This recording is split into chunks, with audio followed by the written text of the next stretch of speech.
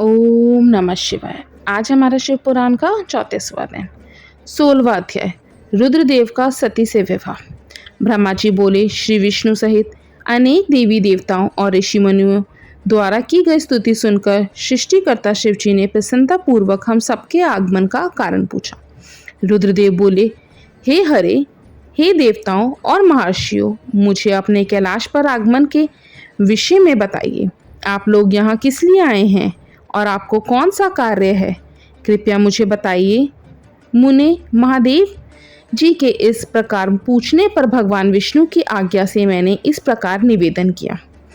मैं बोला, हे देवाधिदेव महादेव, करुणा सागर, हम सब यहाँ आपकी सहायता मांगने के लिए आए हैं।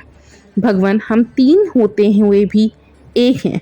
सृष्टि के चक्र को नियमित तथा सुचारू रूप से चलाने के लिए हम एक दूसरे के सहयोगी की तरह कार्य करते हैं। हम एक दूसरे के सहायक हैं। हम तीनों के परस्पर सहयोग के फलस्वरूप ही जगत के सभी कार्य संपन्न होते हैं। महेश्वर, कुछ असुरों का वध आपके द्वारा, कुछ असुरों का वध मेरे द्वारा तथा कुछ असुरों का वध श्रीहरि द्वारा निश्चित है। हे प्रभु, कुछ असुर आपके वीर्य द्वारा उत्पन्न पुत्र के द्वारा नष्ट होंगे। हे भगवान, आप घोर असुरों का निर्विनाश कर जगत को स्वास्थ्य और अभय प्रदान करते हैं। हे प्रभु, सृष्टि की रचना, पालन और संहार, ये तीनों ही हमारे कार्य हैं। यदि हम अपने कार्य सही तरह से नहीं करें तो हमारे अलग अलग शरीर धारण करने का कोई उद्देश्य ही नहीं रहेगा। हे देव, एक ही परमात्मा महेश्वर तीन स्वरूपों में अभिव्यक्त हुए हैं। वास्तव में शिव स्वतंत्र है। वे लीला के उद्देश्य से सृष्टि का कार्य करते हैं। भगवान विष्णु उनके बाएं अंग से प्रकट हुए हैं। मैं यानी ब्रह्मा उनके दाएं अंग से प्रकट हुआ हूँ। रुद्रदेव उनके हृदय से प्रकट हुए हैं, इसलिए वे ही भगवान शिव का पूर्ण रूप है। उनकी आज्ञा के अनुसार मैं सृष्टि की रचना और विष्णु जगत का पालन करते हैं। हम अपना कार्य करते हुए विवाह का सपनीक हो गए हैं, अतः आप भी विश्व हित के लिए परम सुंदरी को पत्नी के रूप में ग्रहण करें। हे महेश्वर, पूर्व काल में आपने शिव रूप में हमें एक बात कही थी। आपने कहा था, मेरा एक अवतार तुम्हारे ललाट से होगा जिसे रुद्र नाम से जाना जाएगा। तुम ब्रह्मा सृष्टिकर्ता हो जाओगे। भगवान विष्णु जगत का पालन करेंगे। मैं शिव सगुण रुद्र रूप संहार करने वाला होऊंगा। एक स्त्री के साथ विवाह करके लोक के कार्यों की सिद्धि करूंगा। हे महादेव, अब अपनी कही बात को पूरा कीजिए। हे प्रभु, आपके बिना हम दोनों अपना कार्य करने में समर्थ नहीं हैं। अतः प्रभु, आप ऐसी स्त्री को पत्नी रूप में धारण करें जो कि लोकहित के कार्य कर सके। भगवान, जिस प्रकार लक्ष्मी विष्णु की और सरस्वती मेरी सहधर्मिणी है, उसी प्रकार आप भी अपने जीवन साथी को स्वीकार कीजिए। मेरी यह बात सुनकर महादेव जी मुस्कुराने लगे और हमसे इस प्रकार बोले। उन्होंने कहा, हे ब्रह्मा, हे विष्णु, तुम मुझे सदा से अत्यंत प्रिय हो। तुम समस्त देवताओं में श्रेष्ठ तथा त्रिलोक के स्वामी हो, परंतु मेरे लिए विवाह करना उचित नहीं है। मैं सदैव तपस्या में लीन रहता हूँ। इस संसार से मैं सदा विरक्त रहता हूँ।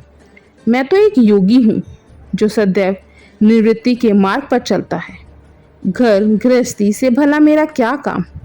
मैं तो सदैव आत्मा रूप हूँ, जो माया से दूर, जिसका शरीर अवधूत है, जो ज्ञानी आत्मा को जानने वाला और कामना से शून्य हो, भोगों से दूर रहता है, जो अविकारी है। भला उसे संसार में स्त्री से क्या प्रयोजन है। मैं तो योग करते समय ही आनंद का अनुभव करता हूँ। जो मनुष्य ज्ञान से रहित है वे ही भोग को अधिक महत्व देते हैं। विवाह एक बहुत बड़ा बंधन है, इसलिए मैं विवाह के बंधनों में बंधना नहीं चाहता। आत्मा का चिंतन करने के कारण मेरी लौकिक स्वार्थ में कोई रुचि नहीं है। फिर भी जगत के हित के लिए तुमने जो कहा है वह मैं करूँगा। तुम्हारे कहे अनुसार मैं विवाह अवश्य ही करूँगा, क्योंकि मैं सदा अपने भक्तों के वश में रहना चाहता हूँ। परंतु मैं ऐसी स्त्री से विवाह करूँगा जो योगिनी तथा इच्छा अनुसार रूप धारण करने वाली हो। जब मैं योग साधना करूं तो वह भी योगिनी हो जाए, और जब मैं कामासक्त हूँ तब वह कामिनी बन जाए। ऐसी स्त्री ही मुझे पत्नी रूप में स्वीकार्य होगी। मैं सदैव शिव चिंतन में लगा रहता हूँ।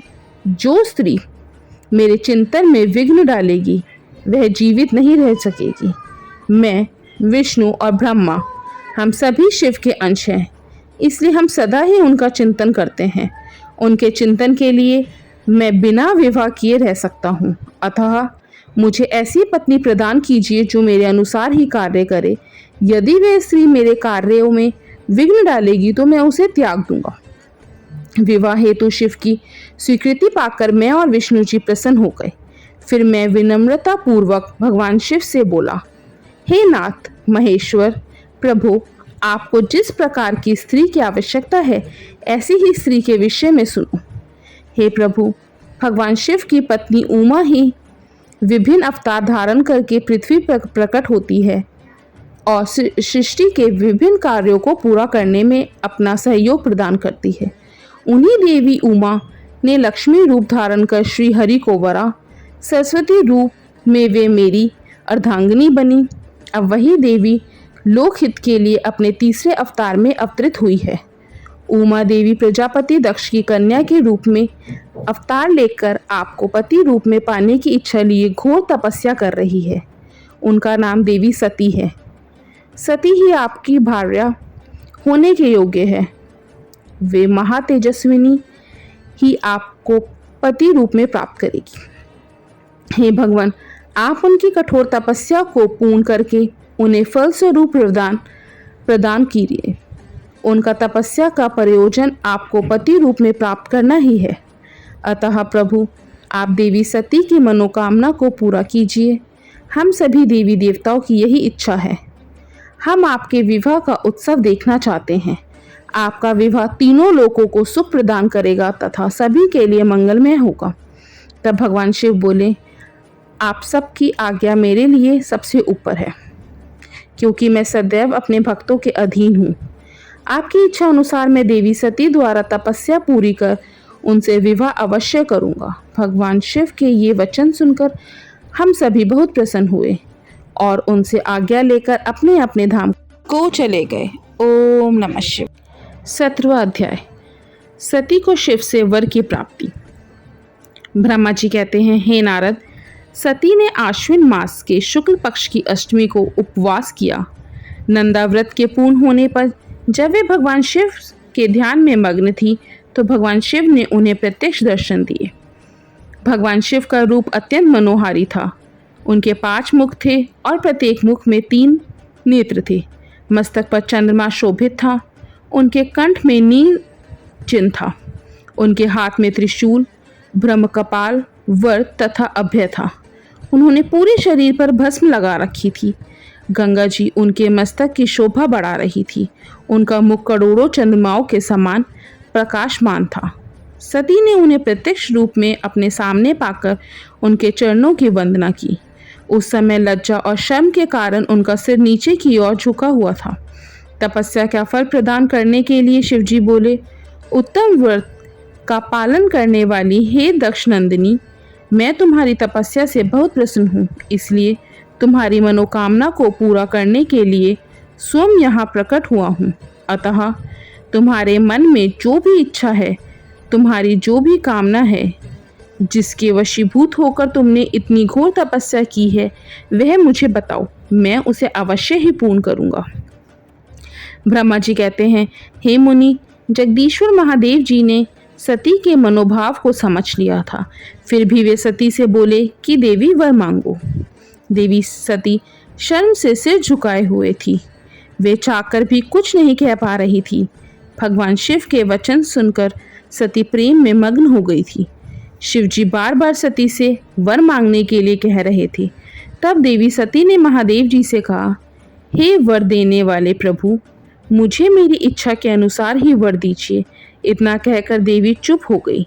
जब भगवान शिव ने देखा कि देवी सती लज्जावश कुछ कह नहीं पा रही हैं, तो वे स्वयं उनसे बोले, हे देवी, तुम मेरी अर्धांगिनी बनो। यह सुनकर सती अत्यंत प्रसन्न हुई, क्योंकि उन्हें अपने मनोवांछित फल की प्राप्ति हुई थी। वे अपने हाथ जोड़कर और मस्तक को झुकाकर भक्त वत्सल शिव के चरणों की वंदना करने लगी। सती बोली, हे देवाधिदेव महादेव, प्रभु, आप मेरे पिता को कहकर वैवाहिक विधि से मेरा पानी ग्रहण करें। ब्रह्मा जी बोले, नारद, सती की बात सुनकर शिवजी ने उन्हें यह आश्वासन दिया कि ऐसा ही होगा। तब देवी सती ने भगवान शिव को हर्ष एवं मोह से देखा और उनसे आज्ञा लेकर अपने पिता के घर चली गई। भगवान शिव कैलाश पर लौट गए और देवी सती का स्मरण करते हुए उन्होंने मेरा चिंतन किया। शिवजी के स्मरण करने पर मैं तुरंत कैलाश की ओर चल दिया। मुझे देखकर भगवान शिव बोले, ब्राह्मण, दक्ष कन्या सती ने बड़ी भक्ति से मेरी आराधना की है। उनके नंदा व्रत के प्रभाव से और आप सब देवताओं की इच्छा का सम्मान करते हुए मैंने देवी सती को उनका मनोवांछित वर प्रदान कर दिया है। देवी ने मुझसे यह वर मांगा कि मैं उनका पति हो जाऊं। उनके वर के अनुसार मैंने सती को अपनी पत्नी के रूप में प्राप्त करने का वर दे दिया है। ओम नमः शिवाय। वर प्राप्त कर वे बड़ी प्रसन्न हुई तथा उन्होंने मुझसे प्रार्थना की कि मैं उनके पिता प्रजापति दक्ष के समक्ष देवी सती से विवाह करने का प्रस्ताव रखूं और पानी ग्रहण कर उनका वरण करूं। उनके विनम्र अनुरोध को मैंने स्वीकार कर लिया है, इसलिए मैंने आपको यहाँ बुलाया है कि आप प्रजापति दक्ष के घर जाकर उनसे देवी सती का कन्यादान मुझसे करने का अनुरोध करें। भगवान शिव की आज्ञा से मैं बहुत प्रसन्न हुआ और मैंने उनसे कहा, भगवान, मैं धन्य हो गया हूँ जो आपने हम सभी देवी देवताओं के अनुरोध को स्वीकार कर देवी सती को अपनी पत्नी बनाना स्वीकार करने और इस कार्य को पूरा करने के लिए मुझे चुना। मैं आपकी आज्ञा अनुसार अभी प्रजापति दक्ष के घर जाता हूँ तथा उन्हें आपका संदेश सुनाकर देवी सती का हाथ आपके लिए मांगता हूँ। यह कहकर मैं वेगशाली रथ से दक्ष के घर की ओर चल दिया। नारद जी ने पूछा, हे पिता, मैं पहले आप मुझे यह बताइए कि देवी सती के घर लौटने पर क्या हुआ? दक्ष ने उनसे क्या कहा और क्या किया? ब्रह्मा जी नारद जी के प्रश्न उत्तर देते हुए बोले, जब देवी सती तपस्या पूर्ण होने पर अपनी इच्छा के अनुरूप भगवान शिव से वर पाकर अपने घर लौटी तो उन्होंने श्रद्धा पूर्वक अपने माता पिता को प्रणाम किया। उन्होंने अपनी सहेली द्वारा अपने माता पिता को यह सूचना दी कि उन्हें भगवान शिव से वरदान की प्राप्ति हो गई है। वे सती की तपस्या से बहुत प्रसन्न हुए हैं और उन्हें अपनी पत्नी के रूप में प्राप्त करना चाहते हैं। यह सुनकर प्रजापति दक्ष और उनकी पत्नी बहुत प्रसन्न हुए। उन्होंने आनंदित होकर बड़े उत्सव का आयोजन किया। उन्होंने ब्राह्मणों को भोजन कराया और उन्हें दक्षिणा दी। उन्होंने गरीबों और दीनों को दान दिया। कुछ समय बीतने पर प्रजापति दक्ष को पुनः चिंता होने लगी कि वे अपनी पुत्री का विवाह भगवान शिव से कैसे करें, क्योंकि वे अब तक मेरे पास सती का हाथ मांगने नहीं आए हैं। इस प्रकार प्रजापति दक्ष चिंतामग्न हो गए, लेकिन उन्हें ऐसी चिंता ज्यादा दिनों तक नहीं करनी पड़ी। शिव तो कृपा के सागर और करुणा की खान है, तब वह कैसे चिंतित रह सकता है जिसकी पुत्री ने तप द्वारा शिव का वर्ण किया है। जब मैं सरस्वती सहित उनके घर उपस्थित हो गया तब मुझे देखकर उन्होंने मुझे प्रणाम किया और बैठने के लिए आसन दिया। तत्पश्चात दक्ष ने मेरे आने का कारण पूछा तो मैंने अपने आने का प्रयोजन बताते हुए कहा, हे प्रजापति दक्ष, मैं भगवान शिव की आज्ञा से आपके घर आया हूँ। मैं देवी सती का हाथ महादेव जी के लिए मांगने आया हूँ।